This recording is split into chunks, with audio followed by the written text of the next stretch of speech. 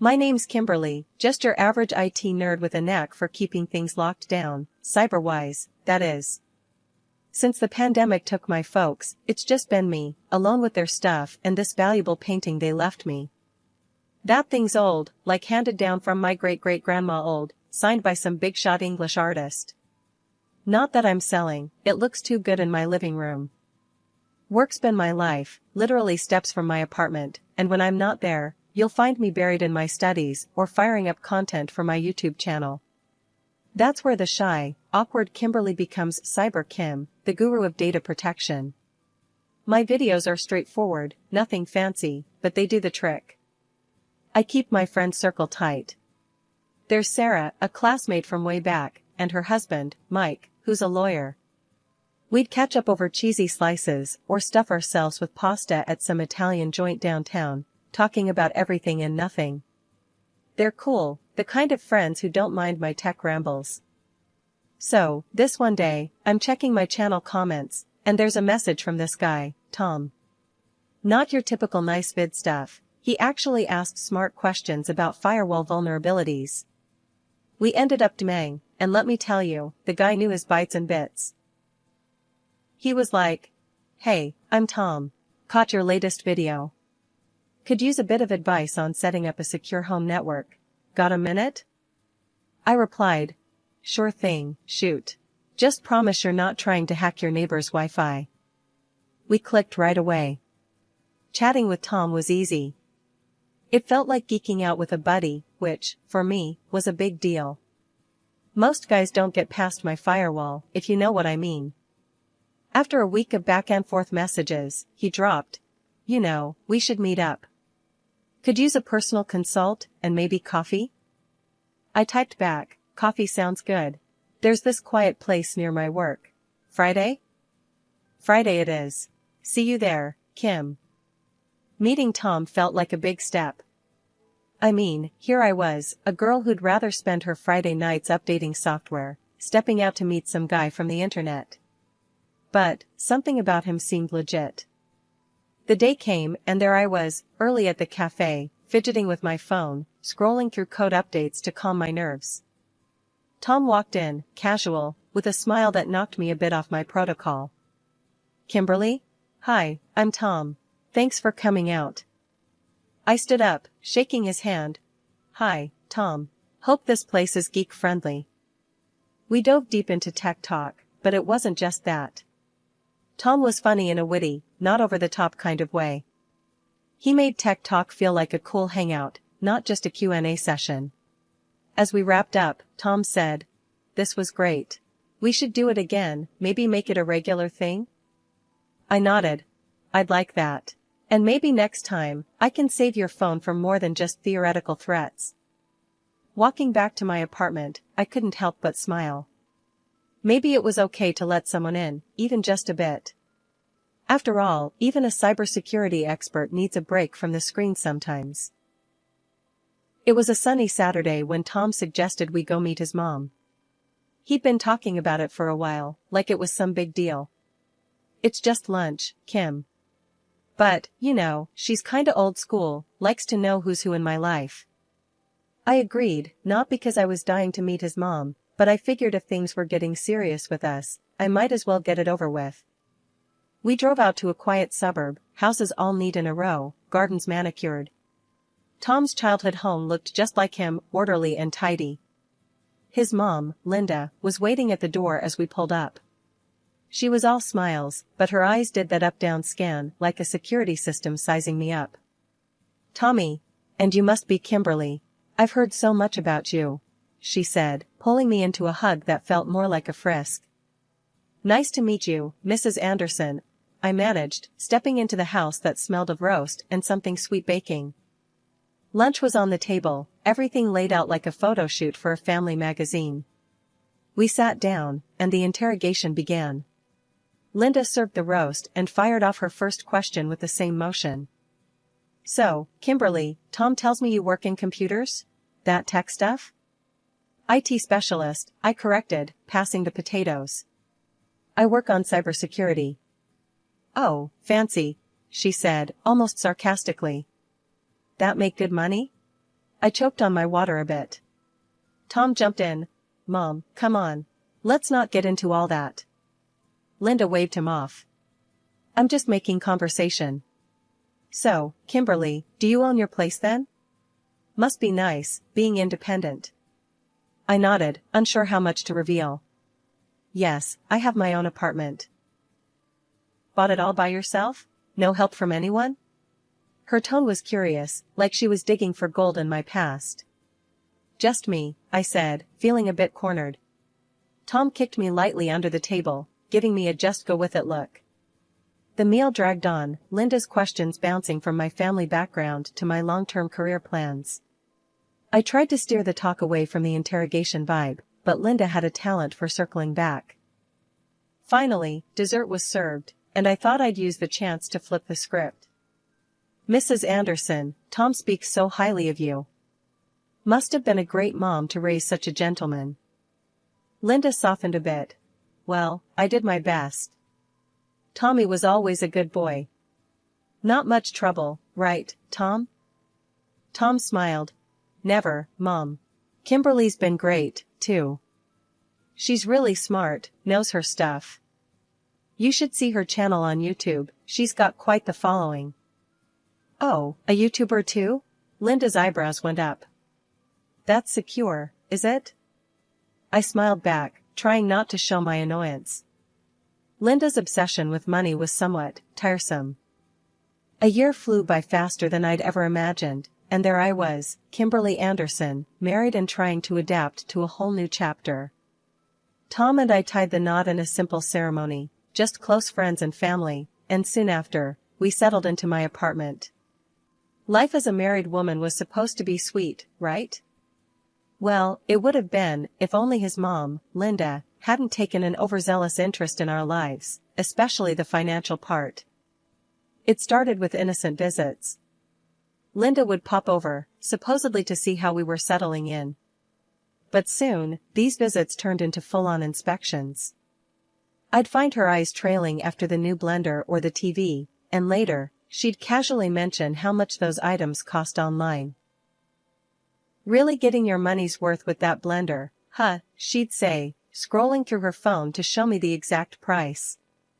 But it wasn't just the comments. The frequency of her visits increased, turning our home into her daytime retreat. Initially, it was just coffee, but soon she was around so much that I barely had any downtime in my own space. One day, I tried to hint at the issue gently. Linda, don't you think it's great to have some alone time at home? I read this article about how solitude can be really refreshing. She just smiled, missing the hint entirely, or choosing to. Oh, I get plenty of alone time at my place, dear. That's why I come here, for a change of scenery and some company. Frustrated, I started scheduling errands or visits to Sarah's whenever Linda was over. But Linda, ever the persistent one, caught on and followed me one day. Kimberly, why don't we grab a bite at that new cafe downtown? My treat, she suggested one afternoon as I was almost out the door. Reluctantly, I agreed, thinking maybe public setting, different conversation. We settled into the cafe, and Linda ordered lavishly, appetizers, main courses, even dessert. After the meal, she patted her purse, then looked up with feigned shock. Oh dear, I've left my wallet at home. Can you believe it? There was a familiar twist in my gut as I reached for my purse and paid the bill, trying to keep my face neutral to avoid a scene. But the frustration was building. Once we got back to the apartment, I couldn't hold back anymore. Linda, I think we need to set some boundaries. You can't just show up and treat this place like your own. She looked taken aback, her face dropping into a mask of offense. I'm just trying to spend time with my son and you, Kimberly. I didn't realize my company was such an inconvenience. Before I could reply, Tom walked in, catching the tail end of our conversation. Kimberly, what's going on here? Why are you speaking to my mom like that? I turned to him, the day's frustrations boiling over. Tom, we need to talk about boundaries. Your mom can't just. But he cut me off, his tone firm yet annoyed. Mom means well, Kimberly. You're overreacting. Just try to be more welcoming, okay?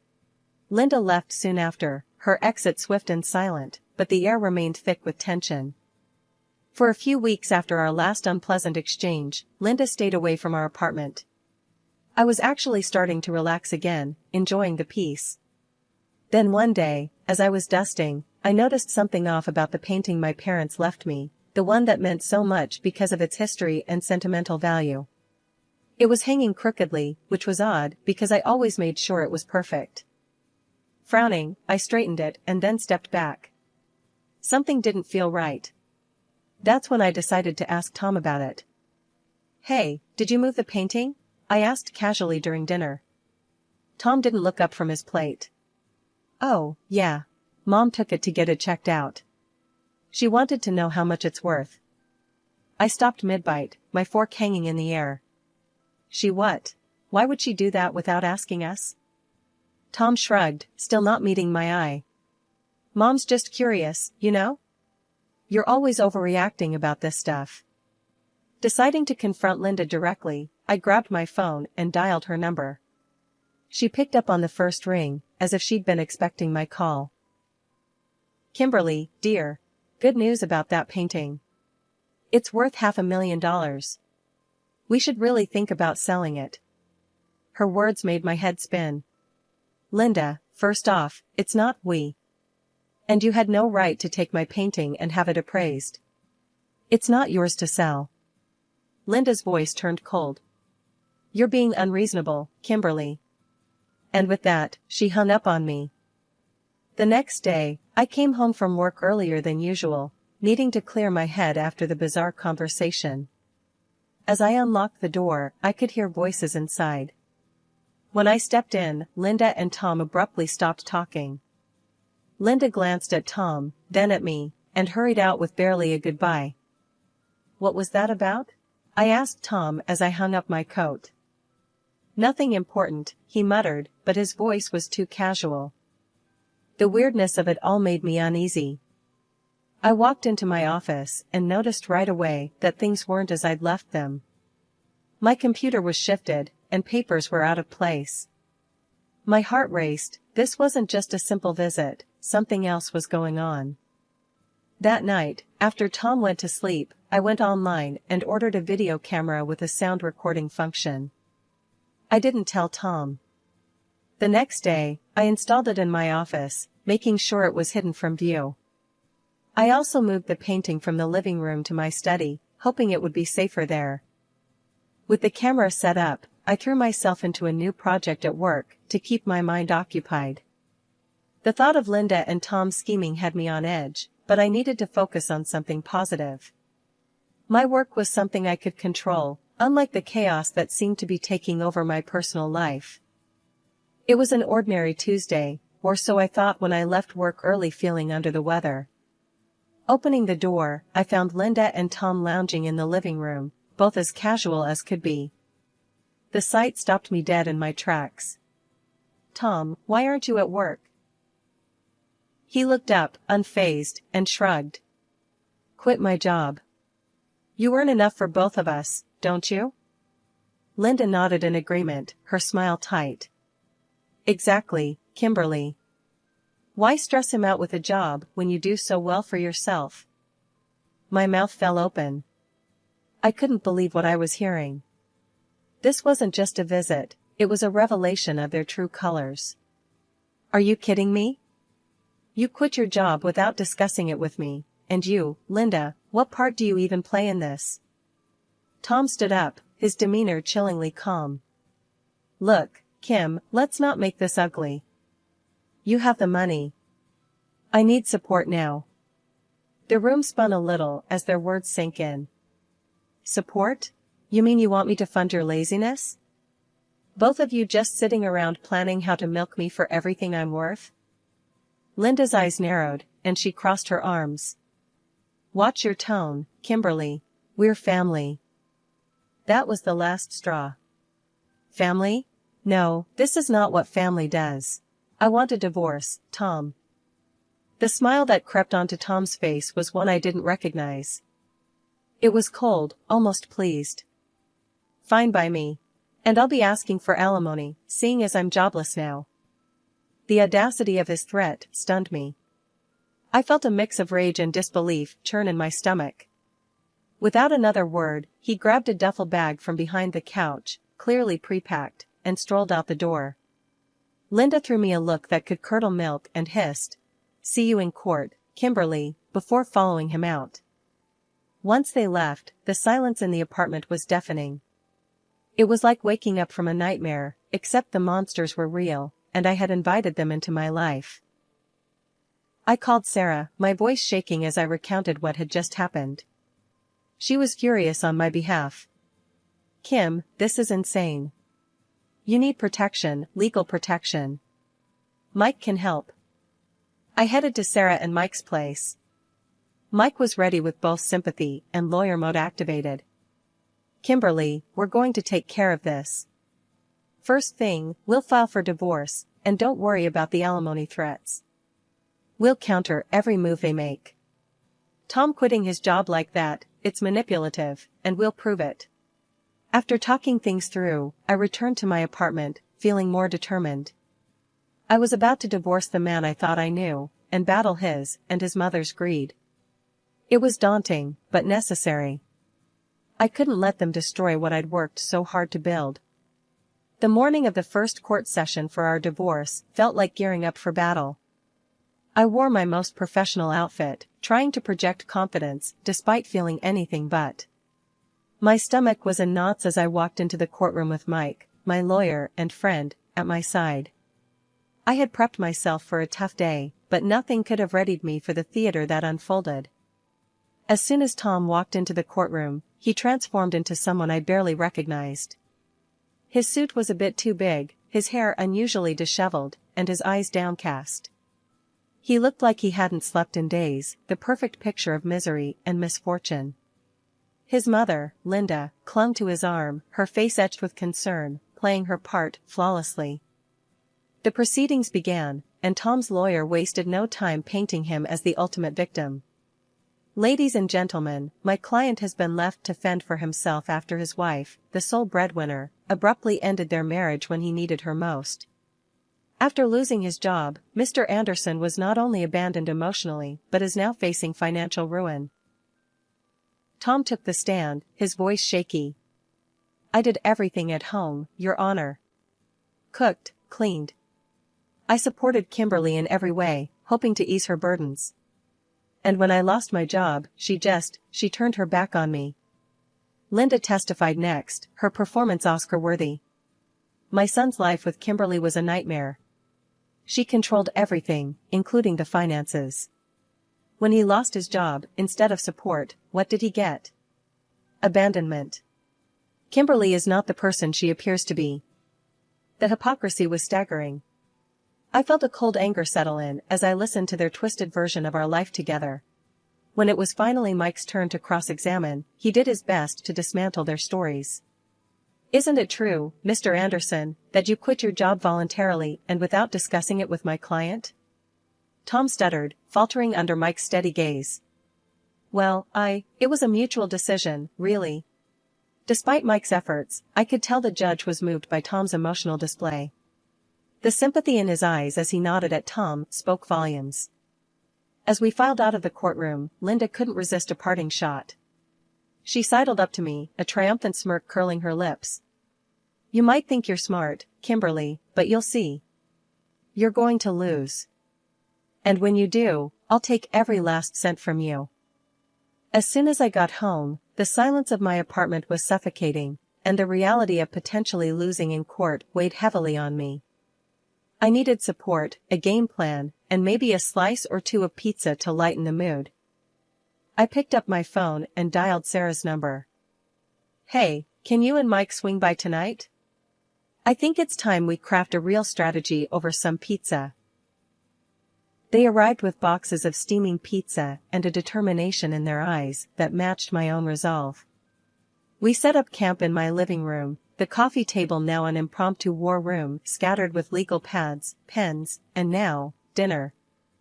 "We need a breakthrough, something concrete to turn the tables," Mike said, opening a box and handing me a slice of pepperoni.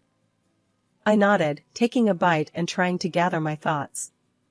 I know, but everything up to now just seems circumstantial. They're playing the victim too well. Sarah poured us all coffees, her brow furrowed in thought. We just need to catch them in a lie, something undeniable. As we ate, the conversation continued to circle around potential strategies and legal angles. But it was when we were winding down, our plates cleared and the second round of coffee in hand, that a seemingly innocent observation changed everything. Kimberly, didn't your painting used to look different? Sarah asked, nodding towards the large canvas in my living room. I turned to look, my heart skipping a beat. The colors did seem brighter, more vivid than I remembered. A sudden thought struck me, and I jumped up. The camera. I set up a camera in my office a while back. I completely forgot about it with everything going on. We rushed to my office, where I fired up my computer and began pulling up the footage from the hidden camera. The files loaded, and we watched intently as the days clicked by in fast forward. Then, there it was. The day Tom and Linda had been alone in my apartment. The video showed them entering the room, glancing around nervously before approaching the painting. Their voices were low, but picked up clearly by the camera's mic. Make sure you swap it out smoothly. No one will ever know.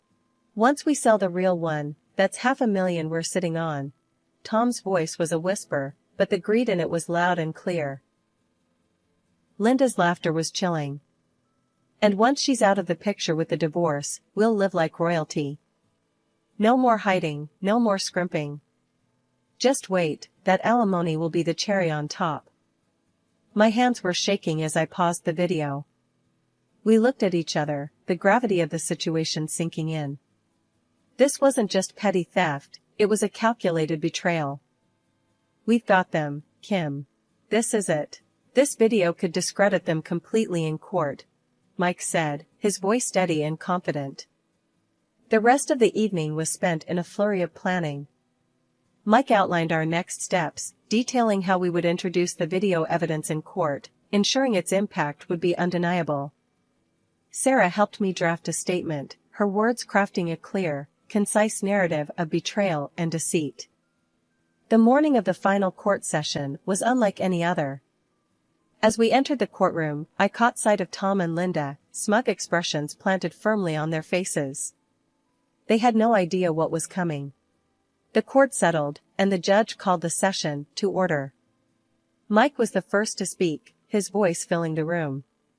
Your Honor, we request permission to submit new evidence crucial to this case. The judge eyed him curiously. And what might this evidence be? A video with audio, Your Honor, revealing the true intentions behind Mr. Anderson and his mother's actions. Permission was granted with a nod, and the courtroom hushed as Mike connected the USB drive to the court's AV system.